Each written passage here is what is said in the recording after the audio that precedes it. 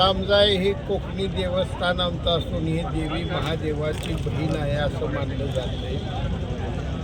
सारीपाटाच्या खेळात पार्वती आणि तामजाई यांचे भांडण लागल्यानंतर ही तामजाई रुसूची कोण लागली अशी आख्यायिका आहे.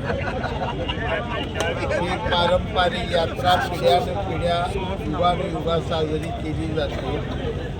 हे अतिशय कडक देवस्थान म्हणून याची ख्याती आहे. चुकीचं कुणी काय वागलं तर टीव्हीचे आधी भुगे त्या माणसाच्या पाठीमागे लागत आहेत अशा अनेक आख्यायिका अलीकडच्या काळात सुद्धा दिसून आलेल्या आहेत.